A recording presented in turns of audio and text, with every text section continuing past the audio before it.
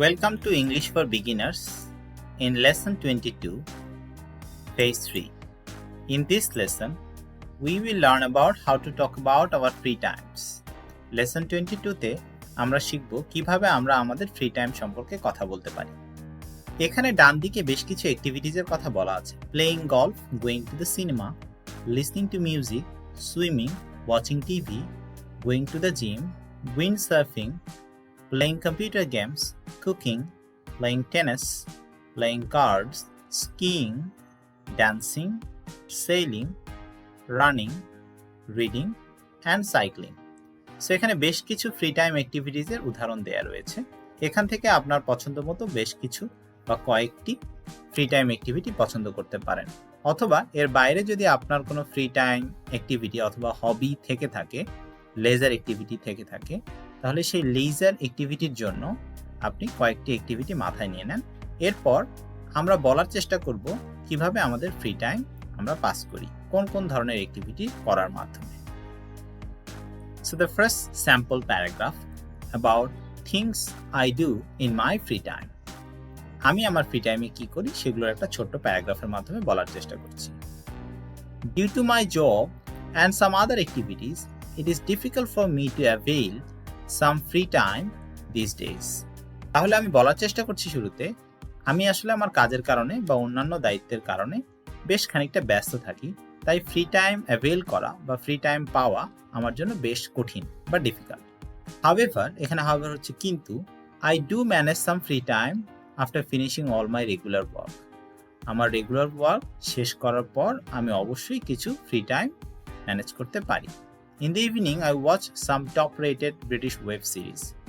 আমি সন্ধ্যায় আমার যখন ফ্রি টাইম থাকে তখন টপ রেটেড বা বেশি রেটিং পাওয়া এরকম কিছু ব্রিটিশ ওয়েব সিরিজ দেখতে পছন্দ করি। I used to watch cricket matches a lot. আমি আগে ক্রিকেট ম্যাচেস প্রচুর দেখতাম, but now I do not have enough time to. কিন্তু এখন সেটার জন্য খুব বেশি সময় বা যথেষ্ট সময় আমার নাই, অর্থাৎ ক্রিকেট ম্যাচ দেখতে বেশ খানিকটা সময় লাগে, সেই সময় ম্যানেজ করাটা আমার পক্ষে difficult.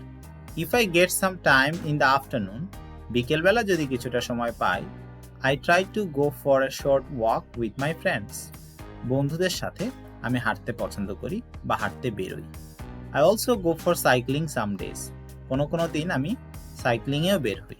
Before going to bed, I try to read books. I am a great fan of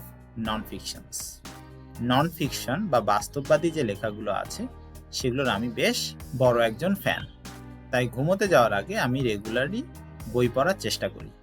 এখন এখানে আমি অনেকগুলো ফ্রি টাইম অ্যাক্টিভিটিজের কথা বলেছি, যেমনটা হতে পারে ব্রিটিশ ওয়েব সিরিজ দেখা, আগের ক্রিকেট ম্যাচ দেখতাম এখন দেখি না, বিকেলবেলা হাঁটতে যাওয়া, কখনো সাইক্লিংয়ে বের হওয়া, রাতে ঘুমোতে যাওয়ার আগে বই পড়া। সো এরকম আপনি আপনার ফ্রি টাইমে কী কী অ্যাক্টিভিটিস করেন সেগুলোর একটা ছোট্ট বর্ণনা দিতে পারেন যদি কেউ কখনো জিজ্ঞেস করে। সেটা ইন্টারভিউয়ে হতে পারে কিংবা কোথাও কোনো কথা বলার স্কোপ হলে সেখানেও আমরা শেয়ার করে থাকি।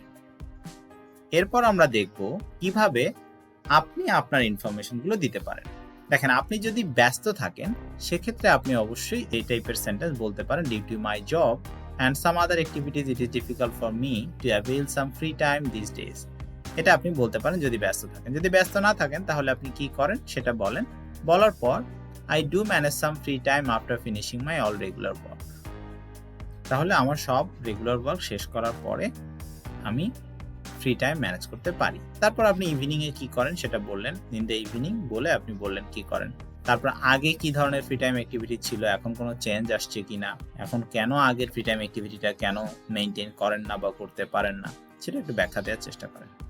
তারপর এছাড়াও সন্ধ্যা কিংবা বিকেল কিংবা ঘুমোতে যাওয়ার আগে এছাড়াও যদি আপনার কোনো হবিস থেকে থাকে সেগুলো আপনি বলতে পারেন।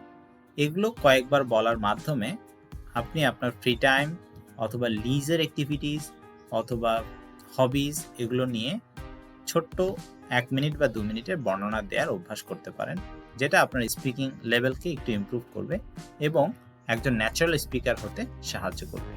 সো এই ছিল আমাদের lesson on things we do in our free time or talking about free time. You can choose some of the free time activities that you do in your free time or when you get some time off and then try to describe how you do this and when you do them. So that's the end of lesson 22. See you in the next lesson. Until then, keep practicing.